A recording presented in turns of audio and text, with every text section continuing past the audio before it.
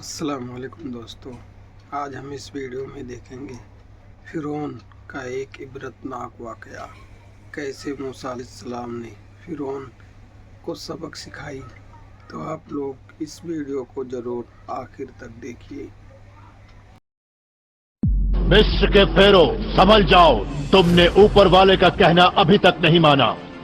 میرے لوگوں کو جانے دو۔ دنیا کی کوئی بھی طاقت مجھے تمہارے سامنے جھکا نہیں سکتی موسیس۔ تم بھری دوپہر میں مصر کے آسمان میں اندھکار پھیلا ہوا دیکھو گے اور پھر اس کی مرضی کے آگے جھکو گے۔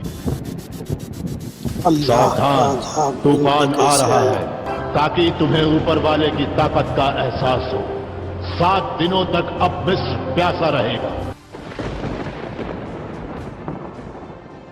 اور پرمیشور کا قہر برپا اور ملک میں طرح طرح کی بیماری پھیلی۔ پرمیشور فراؤ کا دماغ پلٹنے کے لیے مصر میں 10 مہاماریاں بھیجیں گے۔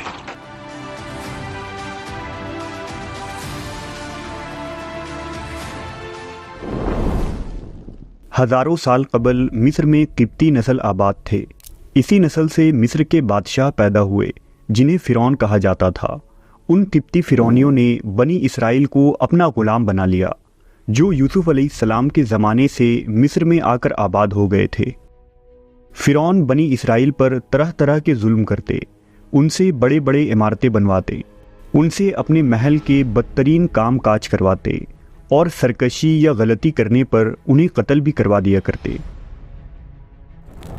لہٰذا اللہ نے 2 بھائیوں یعنی موسیٰ اور ہارون علیہ السلام کو حکم دیا کہ وہ فرعون کے پاس جا کر رب العالمین کا پیغام سنائیں اور اسے خدائی کے جھوٹے دعووں سے توبہ کرنے کو کہیں۔ لہٰذا حضرت موسیٰ فرعون کے دربار میں تشریف لائے اور اسے پیغام حق سنایا۔ آپ علیہ السلام نے فرعون کے کہنے پر معجزہ بھی دکھایا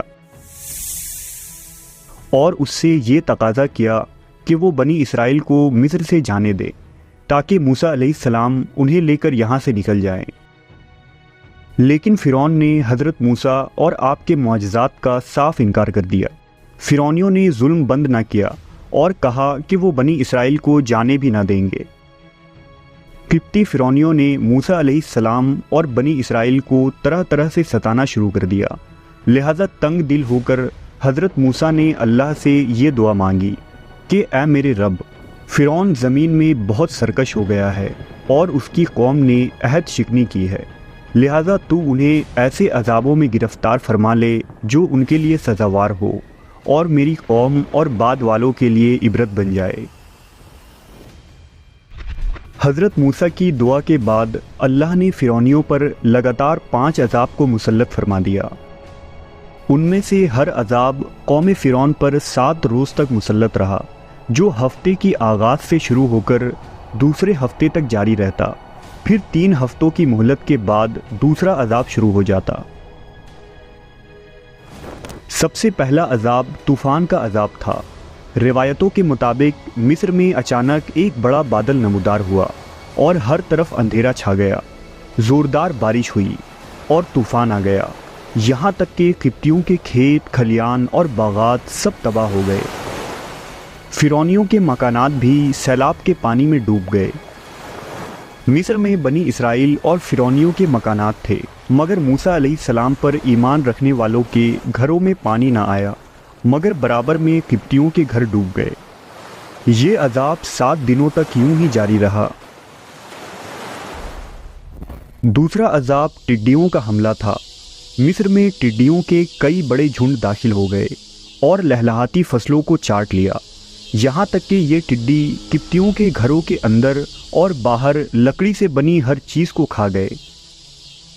لیکن اس دفعہ بھی ٹڈیوں نے بنی اسرائیل کے کھیت اور مکانات کو کوئی نقصان نہ پہنچایا اور وہ محفوظ رہے۔ ٹڈیوں کا عذاب ختم ہوا تو اللہ نے قبطیوں کو کچھ دنوں کی مہلت دے دی کہ وہ غور و فکر کر لیں، لیکن انہوں نے اب بھی حضرت موسیٰ علیہ السلام کا انکار کیا اور بنی اسرائیل پر ظلم کرتے رہے۔ چنانچہ اللہ نے فرعونیوں پر تیسرا عذاب جوں اور گھن کے کیڑوں کی شکل میں بھیجا۔ یہ کیڑے فرعونیوں کے کپڑوں، داڑھی، پلکوں میں گھس گئے اور انہیں چاٹ چاٹ کر ان کے چہروں کو چیچک زدہ بنا دیا۔ قبطیوں کے لیے زندگی گزارنا بھی دشوار ہو گیا، کیونکہ یہ کیڑے تمام کھانے کی چیزوں کو چٹ کر گئے۔ قبطیوں نے ایک ہفتہ اسی عذاب میں گزارا۔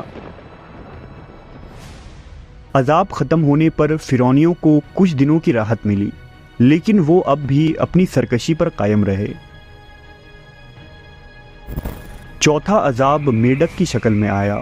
فرعونیوں کے گھروں، محلوں اور مجلسوں میں اتنے میڈک پیدا ہو گئے کہ وہ جہاں بیٹھتے وہاں میڈک کا جھنڈ آ جاتا۔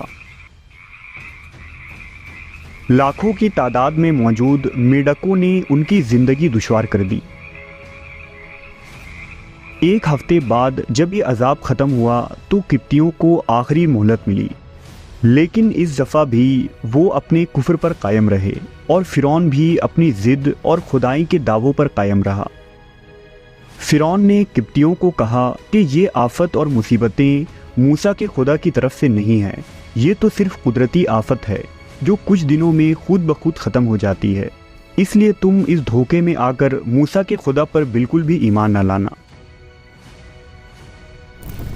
اللہ کی طرف سے اب قبطی فرعونیوں پر خون کا عذاب آیا جو نہایت ہی خوفناک تھا۔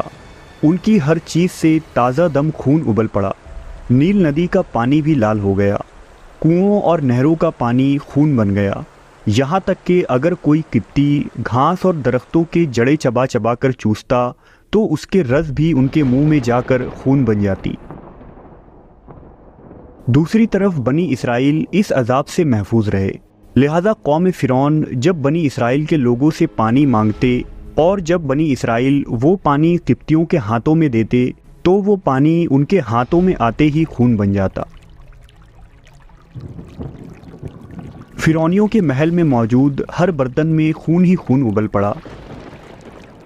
اس عذاب کو دیکھنے کے باوجود فرعونیوں کے دلوں پر ایسی مہر لگ چکی تھی کہ وہ ایمان نہ لائے اور اپنے کفر پر اڑے رہے، یہاں تک کہ اللہ کے قہر و غضب کا آخری عذاب آ گیا اور فرعون اور اس کی لشکر دریائے نیل میں غرق ہو کر ہلاک ہو گئے۔ وہ لوگ دنیا سے اس قدر نیست و نابود کر دیے گئے کہ روئے زمین سے ان کی قبروں کا نشان بھی باقی نہ رہا۔ قوم فرعون پر نازل کی گئی یہ عذاب انسانیت کے لیے نہ صرف باعث عبرت ہے بلکہ یہ غور و فکر کی دعوت بھی دیتی ہے۔ آج شرک، کفر، سود، رشوت، ناانصافی اور ظلم دنیا میں آنے والی ہر مصیبت اور بلا کی حقیقی وجہ ہے۔ اللہ قوموں کو اجتماعی عذاب سے دوچار کرتا ہے تاکہ انسانیت بیدار ہو اور انسان اپنے برے کرتوتوں سے توبہ کرے۔